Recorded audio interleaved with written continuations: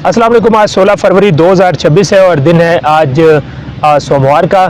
जो इंजीनियर मोहम्मद अली मिर्ज़ा के ऊपर कल कातिलाना हमला हुआ, इस हवाले से बात करेंगे कि तहरीक लबैक के ऊपर इल्ज़ामात की एक बुछाड़ कर दी है। तो जो हकीकत है वो आपके सामने रखेंगे।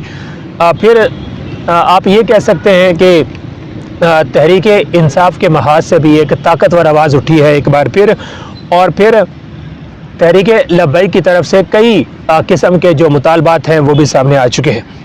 तो इंजीनियर मोहम्मद अली मिर्ज़ा के ऊपर कल कातिलाना हमला होता है। एक हमलावर उनके साथ फ़ोटोशूट बनाने की कोशिश करता है, उनके साथ तस्वीर बनाने की कोशिश करता है और फिर उनके सर की पगड़ी नीचे गिरा देता है और उनका गला दबोच देता है।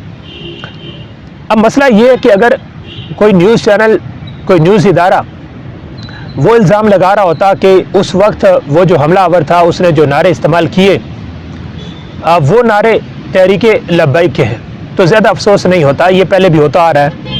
कई न्यूज़ इदारे वो तहरीक लबैक पर इस तरह के इल्ज़ामात पहले माजी में भी लगाते आए हैं, लेकिन जो इल्ज़ामात इंजीनियर मोहम्मद अली मिर्ज़ा की जो FIR है उसके अंदर जो तहरीक लबैक के ऊपर इल्ज़ामात लगाए गए हैं, इंतहाई घटिया किस्म के और बेहुदा किस्म के इल्ज़ामात हैं। यानी आप अपने आप को एक बहुत बड़ा आप आलिम समझते हैं, एक बहुत बड़ा आप अपने आप को लेक्चरर करार देते हैं और आपको बेसिक सेंस ही नहीं है। इंतहाई काबिल शर्म है। अभी आप देखें कि मैं कुछ चीज़ें आपके सामने रख देता हूँ। कहते हैं कि इतवार के रोज़, ये उसके FIR का जो मतन है, मैं उसमें से कुछ चीज़ें पढ़ के आपके सामने रख रहा हूँ। इतवार के रोज़ लेक्चर के इख्तिताम पर फ़ोटो सेशन के दौरान एबटाबाद से ताल्लुक़ रखने वाले एक शख्स ने इंजीनियर मोहम्मद अली मिर्ज़ा पर हमला करते हुए उनकी पगड़ी को ज़मीन पर पटक दिया और उनके गले को अपने दोनों हाथों से दबोचकर उनका सांस रोकने की कोशिश की। FIR के मुताबिक इस मौके पर हमलावर ने बुलंद आवाज़ में नारेबाजी की और मजहबी सियासी जमात तहरीक लबैक पाकिस्तान के नारे लगाए। अब नारे कौन से लगाए हैं? ताजदार ख़त्म नबुव्वत, ये FIR में लिखा हुआ। अल्लामा खादिम रिजवी जिंदाबाद, ये भी FIR में लिखा हुआ है। मन सब्ब नबिय्यन फ़क़्तुलूहु, ये भी FIR में लिखा हुआ। अब बेसिक सेंस होनी चाहिए थी इल्ज़ामात लगाने से पहले। ये मन सब्ब नबिय्यन फ़क़्तुलूहु, क्या ये तहरीक लबैक का नारा है? मतलब इतनी भी अक्ल नहीं है हमारे अंदर। क्या मन सब्ब नबिय्यन फ़क़्तुलूहु, क्या ये तहरीक लबैक का नारा है? इंतहाई घटिया किस्म का इल्ज़ाम लगाया है तहरीक लबैक के ऊपर। ताजदार ख़त्म नबुव्वत, क्या ये सिर्फ तहरीक लबैक का नारा है? तहरीक लबैक से पहले ताजदार ख़त्म नबुव्वत, ये अल्फाज किसी ने इस्तेमाल नहीं किए। चले हम ये कह सकते हैं कि अल्लामा खादिम हुसैन रिजवी जिंदाबाद, अल्लामा खादिम हुसैन रिजवी के मोहब्बत में उसने ये वाले अल्फाज इस्तेमाल कर दिए होंगे। और ये भी कहाँ पे साबित हुआ है कि उसने अल्लामा खादिम हुसैन रिजवी जिंदाबाद का नारा लगाया होगा। और एक और चीज़, इस शख्स का ताल्लुक़ है एबटाबाद से। अभी तक ये साबित नहीं हो पाया है कि उसका ताल्लुक़ अहले सुन्नत व जमात बरेलवी मसलक से है। कर लो गल। मतलब ये सब कुछ साबित होने से पहले एक घटिया किस्म का इल्ज़ाम जो है वो तहरीक लबैक पर इंजीनियर मोहम्मद अली मिर्ज़ा की तरफ से लगा दिया गया।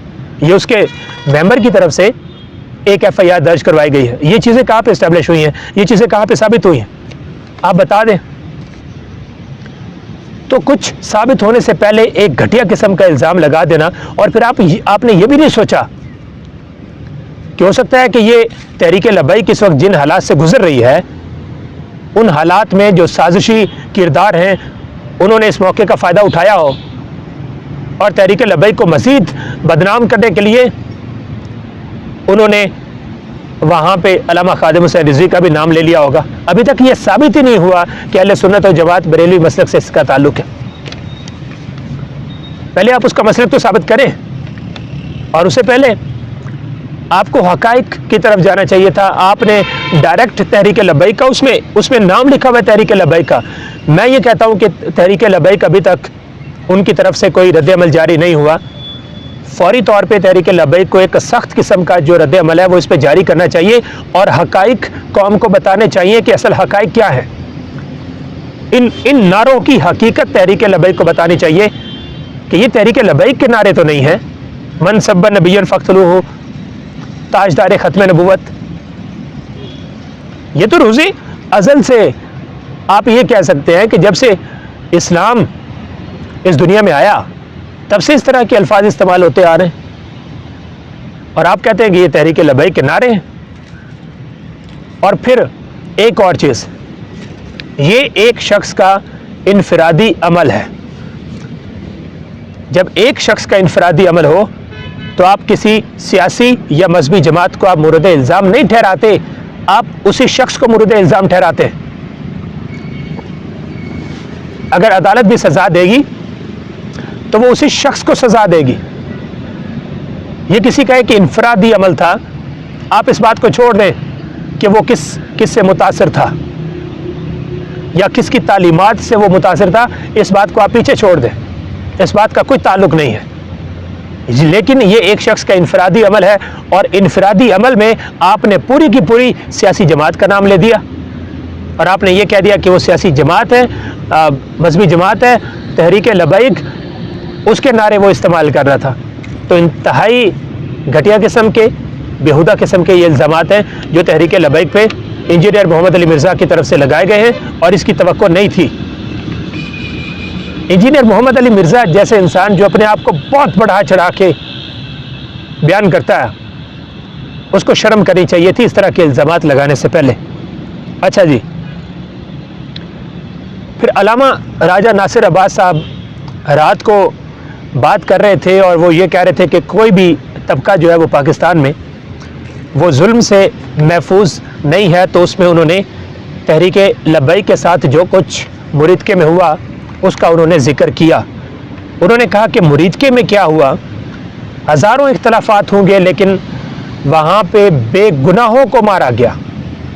मुरीदके में बेगुनाह लोगों को मारा गया, हज़ारों लोगों को मुल्क भर से जेलों में डाल दिया गया, और उनका ट्रायल हो रहा है। ये मैं समझता हूँ कि एक ताकतवर आवाज़ जो है वो तहरीक लबैक के हक़ में एक बार फिर सामने आई है। फिर इसके अलावा अल्लामा फ़ारूकुल हसन को गिरफ़्तार कर लिया गया है। मैं तस्दीक कर रहा था इसकी, क्योंकि ये परसों इन्फॉर्मेशन सामने आई कि उनको वहाँ से रात 10 बजे गिरफ़्तार किया गया, और उनकी फ़ैमिली के मेंबर्स भी उसमें शामिल थे। तो उनकी गिरफ़्तारी की जो है वो तस्दीक हो चुकी है कि उनको वहाँ से गिरफ़्तार किया गया है, और अभी तक किसी अदालत में उनको पेश नहीं किया गया। अभी तक ये कंफर्म नहीं है, ये पता नहीं चल पा रहा कि उनको किस मुकदमे में गिरफ़्तार किया गया है। क्या पहले से कोई FIR दर्ज थी या नई कोई FIR दर्ज की जाएगी, और उनकी किस मुकदमे में गिरफ़्तारी डाली जाएगी, इस हवाले से भी अभी तक कुछ जो मालूमात है वो सामने नहीं आई है। ये जो फ़ारूकुल हसन साहब हैं एक ताकतवर आवाज़ थी, और इन्होंने जब सानिया मुरीद के हुआ उससे पहले भी इन्होंने बहुत ज़बरदस्त किस्म के इनके बयानात सामने आए थे, और एक प्रेस कॉन्फ्रेंस भी इनके सामने आई थी जिसमें ये बता रहे थे कि हमारे ऊपर आपने जुल्म क्यों कर दिया, हम तो आवाज़ उठा रहे थे, हम तो गज़ा और फ़लस्तीन के लिए आवाज़ उठा रहे थे, तो आपने हमारे ऊपर जुल्म क्यों कर दिया। फिर जी पीर सैयद सरवर शाह सैफ़ी तहरीक लबैक के जो सीनियर रहनुमा हैं और रुकन भी हैं, ये मुज़ाकराती कमेटी जो उन दिनों में गई थी वहाँ पे पंजाब हुकूमत की तरफ, तो उनकी तरफ से कुछ बाज़ाब्ता तौर पे कुछ मुतालबात सामने आए हैं, और ये मुतालबात तहरीक लबैक हैं, यानी आप इनको ऑफिशियल मुतालबात कह सकते हैं। और ये तहरीक लबैक इस वक्त ये मुतालबात सामने रख रही है। वो ये कह रहे हैं कि सियासी इंतकाम पर मबनी तमाम कार्रवाइयों को फिलफौर रोका जाए। मैं आपको एक बात बता दूं कि मैं ही वो इंसान था जो काफ़ी अरसे तक, कई दिनों तक आपके सामने ये चीज़ें रखता आ रहा कि तहरीक लबैक के लिए अब मामलात कुछ आसानी की तरफ जा रहे हैं। लेकिन मैं पिछले एक हफ़्ते से आपको ये बता रहा हूँ कि तहरीक लबैक के लिए मामलात थोड़े से और सख्त हो गए हैं, और कई वीलॉग्स के अंदर मैंने आपको एविडेंस पेश किए, सबूत पेश किए कि किस किस तरह तहरीक लबैक के ख़िलाफ़ मामलात ज़्यादा सख्ती की तरफ जा रहे हैं, किस तरह क्रैकडाउन जो है वो सख्त होता हुआ नज़र भी आ रहा है। तो ये मुतालबात जो हैं वो सामने आ रहे हैं कि सियासी इंतकाम पर मबनी तमाम कार्रवाइयों को फिलफौर बंद किया जाए, मुखालिफ जमातों के कारकुनान पर तशद्दुद, उनके घरों पर छापों और चादर व चार दीवारी के तकद्दुस की पामाली के सिलसिले को रोका जाए। आप देखना कितनी ज़बरदस्त लाइन है। तहरीक लबैक एक सियासी जमात की तरह बिहेव कर रही है। वो ये मतलब नहीं कह रही कि अपना रोना सिर्फ वो नहीं रो रही है, बल्कि वो एक सियासी जमात की तरह कह रही है कि आप अपने मुखालफिन के खिलाफ जो सियासी इंतकामी कार्रवाइयाँ हैं उनका आप सिलसिला रोकें। तमाम सियासी कैदियों बशमूल गैर आलानिया जबरी तहवील में रखे गए सियासी कैदियों, खुसूसन हाफिज़ साद हुसैन रिजवी और हाफिज़ अनस हुसैन रिजवी को बगैर किसी शराइत के जल्द अज जल्द रिहा किया जाए। ये भी सियासी कैदी हैं, अल्लामा साद हुसैन रिजवी और अनस हुसैन रिजवी, इसमें कोई शक ही नहीं है, वो सियासी कैदी हैं। और मैं पहले दिन से आपको ये बताता आ रहा हूँ कि उनको सिर्फ और सिर्फ कैदी इसलिए किया गया है कि पंजाब के अंदर उन्होंने बड़ा वक्ता डाला हुआ था, बहुत बड़ा वोट बैंक था, और फिर ऊपर से फ़लस्तीन का मामला आ गया। और फ़लस्तीन के मामले पर जिस तरह इस हुकूमत की कांपे टांग रही हैं, जिस तरह पाकिस्तान मुस्लिम लीग नून की कांपे टांग रही हैं कि ये कोई आवाज़ भी नहीं उठा रही, कोई आप ये कह सकते हैं कि ताकतवर किस्म की कोई आवाज़ ही नहीं उठा रही। उल्टा अमेरिका के सामने लेट रहे हैं, शहबाज शरीफ साहब डोनाल्ड ट्रंप के सामने लेट गए हैं और उनकी सारी बातें मान रहे हैं। आगे कहते हैं कि हिज़्ब इख्तिलाफ की सियासी जमातों के खिलाफ इम्तियाजी पॉलिसियों को ख़त्म कर दिया जाए, बिलखुसूस मुल्क की सबसे बड़ी मजहबी सियासी जमात तहरीक लबैक पाकिस्तान पर से गैर आइनी पाबंदी हटाई जाए।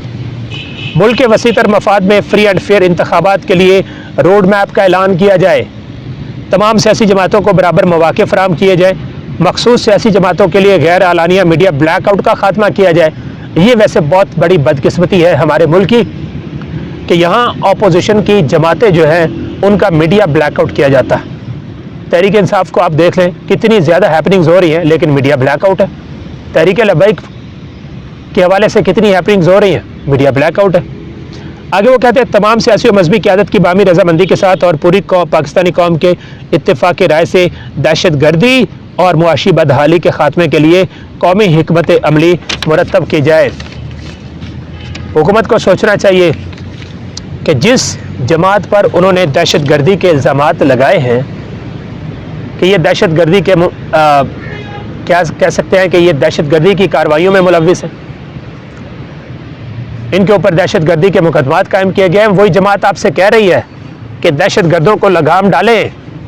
दहशत गर्दों को लगाम डालने में शहबाज शरीफ की हुकूमत नाकाम है। वही जमात आपको याद करा रही है कि आप दहशत गर्दों को लगाम डालें। वो बेगुनाहों को, मासूमों को पाकिस्तान के अंदर वो मार रहे हैं, दहशत गर्दों को सबसे पहले लगाम डाली जाए। ये वही जमात आपसे कह रही है जिनके कारकुनान के खिलाफ और जिनकी क़यादत के खिलाफ आपने 780 के मुकदमात बनाए हुए। उम्मीद है आपको ये वीडियो पसंद आई। अगली वीडियो में मिलते हैं, तब तक इजाज़त दीजिए। अल्लाह हाफ़िज़।